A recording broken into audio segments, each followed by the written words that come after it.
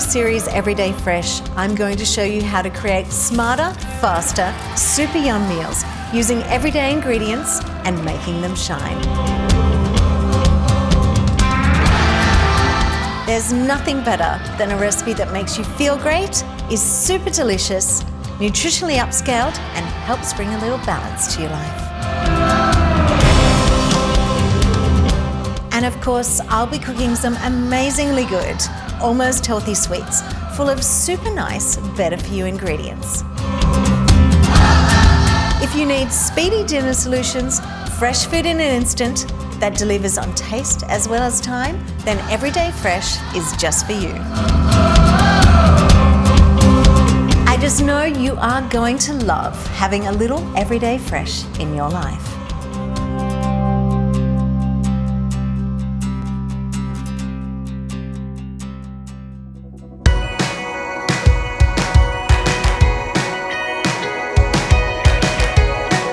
In this episode, I'll be cooking the most amazing, crunchy, cheesy, toasted sandwich, packed with all the super greens you'll need to feel great. It's seriously the most delicious way to eat your greens. I'll also be making an almond tart topped with sticky maple pears. It's so simple, yet it looks and tastes super impressive. Then I'll be cooking an oat and coconut chocolate cookie sandwich that reminds me of a childhood classic. Only this version has a better for you boost. But first, I'll be showing you one of my favorite one-pan recipes. Sesame pumpkin and chicken roasted in a sticky miso sauce. It's a flavor sensation and it's all in one pan. So simple, so yum. This sticky miso chicken roasted on sesame pumpkin is from one of my favorite chapters in my new book, Everyday Fresh. It's from the Switch Up chapter, and it's really, really simple. So we're just gonna start with a whole load of butternut pumpkin. Just sliced it. I've scrubbed the outside of the skin because my mum always told me that all the vitamins were just under the skin. So we just pop all this into a big bowl, and then just some light flavored extra virgin olive oil. Just couple of tablespoons just to coat. Then in with some sesame seeds, and then just give that a little toss to coat. It's gonna get a bit messy. Just swirl them around, toss them in the oil so they brown up. So we can contain all the flavors in our dish. I'm going to line it with my super special home compostable, eco-friendly brown paper. And then really easy, just layer these in the baking dish. Just to make a little base for our miso chicken to settle on and roast away. And we roast these in a really hot oven, just to get them soft and golden. Pop that in the oven to start roasting, and I'll start marinating my chicken. Got some yellow miso paste. I've also got some mirin, which is just Japanese cooking wine, a little bit of rice wine vinegar, just to give it that little peppy edge, some sesame oil, a little bit of soy, and some brown sugar. Sweetness from the brown sugar, saltiness from the miso, and that beautiful depth that miso gives a recipe. It's such a hard-working ingredient, miso, I love it. Just give that a little stir together. And then I'll grab my chicken. I'm using chicken thighs because I think they roast up so much nicer than chicken breast. And I've just halved each one. So we're just gonna pop those in and toss them to coat in the miso. I like them to marinate for about 20 minutes. They can marinate for longer if you like. However, I kind of cook on the go. So usually only have 20 minutes spare, and it's perfect for the cooking time of the pumpkin, so that all works out well. Our pumpkin has had a 20-minute head start on our chicken, so it's time to take it out of the oven. It's just started to crisp up around the edges. You've got to love a well-flavored one-pan dish. Just space them out so there's enough hot air circulating around each piece. Now, we don't want to waste this beautiful marinade. Let's drizzle it over the chicken and the pumpkin so it all becomes miso sticky. Yum. Back in the oven, 20 minutes worth of magic. It's going to be delicious. The oven's going to do all the hard work for us. Caramelize that miso chicken and that pumpkin. Super yum. Let's have a look. It's been another 20 minutes. It smells cooked to me. Oh, so good. Let me bring it over. Amazing. Look at all those yummy caramelized edges of the chicken. Beautiful. Just going to finish it off with some shredded green onions for a little bit of pep. And some coriander leaves. And I could just take this tray straight to the table. Looks amazing. Look at this little piece of chicken here. All caramelized around the edge with that beautiful miso marinade. Gorgeous. Make it your own, the switch up.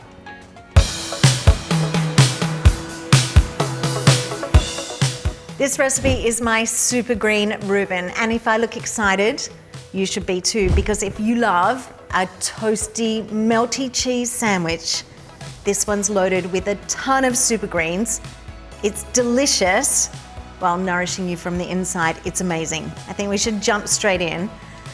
First of all, I'm just going to cook some sliced garlic, and I'm using a robusty mid-strength olive oil because I want it to hold all of these greens. So a couple of tablespoons of that. And then some oregano as well. You can chop it or you can just pull it off the stems. Be a little bit freestyle about it. Whew. A little bit of salt. Let's pop in some pepper. Let's make a really nice, well-flavored base to saute this enormous amount of kale and spinach in. Okay, just give that a stir around. Over here with the kale, you can use green or purple kale. Now this little bit here, the stem on the inside, is actually too fibrous to eat. So all you need to do, give your kale a good wash, and then just simply grab the end of the stalk, run your hand down, and that's the bit you eat. This is the bit we throw out. Easy. Then just roughly tear that or chop that. You just want it into nice chunky pieces in our sandwich. Doesn't have to be shredded. And that's ready to go in. If you ever wanted to get a huge dose of super greens in one meal, that's so delicious, this is it. Okay, that's looking good. The greens do wilt down, but so I don't toss them everywhere, I'm going to add a couple of handfuls of kale at a time. Then I'll just soften that down, turn it over gently. The kale needs the longest cooking, so I'll do this one first. And then I can just toss in the baby spinach to wilt. I've chosen some really nice rye bread today because it's huge, generous slices, but you can choose whatever bread you like, whole wheat. But something with a little bit of depth and flavor to it is nice with the bread. Not sure white bread would really cut it. Okay, the kale's really nice and bright, vibrant green. It's time to add handfuls of this spinach. It's just baby spinach, so it's going to wilt down in no time. Just turn that through the hot kale. That'll be enough to wilt it. Give that a turn. A little bit more room in the pan. While I'm waiting for that to wilt, I'm going to add some dill. And I think dill is just the perfect partner to kale and to spinach. I love it. And just break that up roughly. A bit more. Pop that in. Now let's start adding some really big flavors to this. I've got some horseradish for kick. Just grated horseradish. Got some cream cheese. It's really traditional in a Reuben cream cheese. Just gonna push that in and give it a mush around just to melt between the greens. Okay, that's just all melting through there, the cream cheese. Sauerkraut, really good dose of sauerkraut. Just beautiful fermented pickled cabbage. It's got a nice vinegary kick to it. So we're gonna have that cut through with the greens, the garlic, the horseradish. So that's our filling. You should start loading your sandwiches. Just grab these bread partners. Just gonna pop some Swiss cheese on here, which is really traditional again in a Reuben, but you can choose whatever cheese you like. Just pile this on the bottom. I like to leave the mixture not totally kind of combined together, so you get a bite of the green and the sauerkraut, the creaminess of the cream cheese. So I've only just combined it. As you can see, you can still see chunks of that sauerkraut in there. Tuck all that in, push this on the top. I'm gonna push them down nice and snug. I'm just gonna put 2 strips of oil in the pan. Just let them sizzle away, medium-high heat. Want them really golden and crunchy, want that cheese to melt. Reubens are traditionally served with dill pickles, so I've got a big bowl of dill pickles to serve on the side. Really crunchy, toasty bread. Cheese is melted. Let me check the underside. I think we might be there. Okay, let's give this a little slice in half. Show you what's on the inside. Crunchy, toasty bread. Sounds good. That is super green goodness all wrapped up in a super crunchy, yummy cheese toasty. I'll try some. Look at that. Yum. I love greens. I love cheese toasties.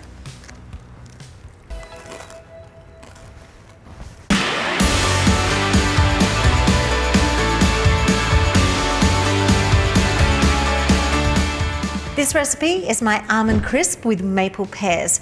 Possibly the most simple, crunchy tart you'll ever make. And once you've mastered it with the pears, any seasonal fruit is up for grabs.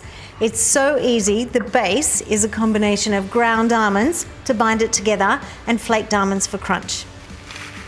Just into the bowl. Mix that together with 2 egg whites. I use the word tart loosely. It's more like a crispy almond macaron base with then the soft maple pears on the top. 1/4 cup of raw caster sugar. It's just fine sugar with a little caramelly edge to it. Perfect with our almonds. And that's our base. Just mix it together and we're ready to shape it. Really simple combination of the ground and the flaked almonds. The ground almonds form the base and then the flaked almonds are the crunchy bit. Once that's mixed together, you just need to divide it in 4, and the easiest way I find is just to spread it out in your bowl and do old school 1/4 division. Grab a baking tray. I'm going to line it with my non-stick home compostable brown paper. Just grab one of the quarters and pile it on. Just flatten it out into a really rough round that's like a fat kind of cookie base. Now that the bases are done, all you need to do is cut the pear and just take that core out just to remove that woody center. Easy. So into quarters, almost to the top, and then just fan it out before you pop it on the top of the tart. One last step, really simple. Just brush the pears with a little bit of maple before you pop them in the oven. I wasn't kidding when I said this is possibly the most simple, tasty, crispy almond tart you'll ever make. Back into the oven, another 15 minutes, and they are gonna be yum. Really crunchy almond base, soft maple pear.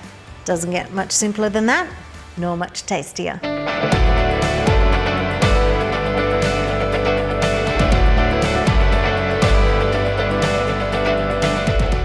This recipe is my oat and coconut chocolate sandwich cookie.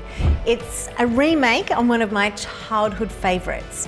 It's a beautiful caramelly oat coconut cookie with a chocolate sandwich filling, and as you might have guessed, I've upscaled the nutrition on them, so it's only got all the good things. So they're a better for you version, and they're absolutely delicious. Let's dive straight in. The basic cookie recipe is so simple. Rolled oats, desiccated coconut, almond meal, coconut sugar, beautiful caramelly flavor of coconut sugar as well, with just an extra hint of the coconut to go with my desiccated coconut. Little bit of maple, just to stick them together. Little dribble of vanilla. And then the secret ingredient, instead of using butter, is almond butter. You can just buy it at the supermarket. It's roasted almonds, just ground up into a beautiful smooth paste. And that replaces the butter in our cookies, and it also sticks them together so they're really yummy and chewy and moist and delicious. Just need to mix that together till it's all nicely combined. Only the better for you ingredients in here. No refined sugars. Practically a health food in a cookie. Look at that, it's beautiful. It's quite a firm dough, so you just press it together and then onto trays. Just line your tray with non-stick baking paper. I like to use the compostable version. The trick here is to not get too excited. Don't roll them too big, because then you end up with sandwich cookies that you can hardly wrap your mouth around. So just little heaped teaspoons full, just into little discs. They don't really spread much, so you can put them fairly close together on the tray. Try and get them roughly the same size, so when you sandwich them together, the filling doesn't ooze out too much. Last bit of cookie dough just for me. Off to the oven.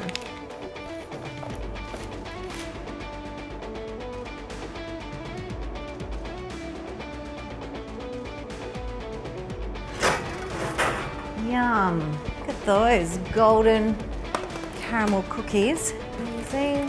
Just pop them there, they can cool on the trays, they'll be fine. Right, I've got a little saucepan here, simmering water, heat-proof bowl, really simple filling. 70% dark chocolate, full of antioxidants, so good for you. Makes your skin glow.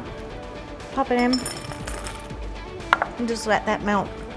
And then all we need to do is add our almond butter to that, and it makes the most beautiful, rich, fudgy filling for our cookies that are smelling amazing and making my mouth water. In that goes. Just stir that together until the chocolate's melted and it's all combined.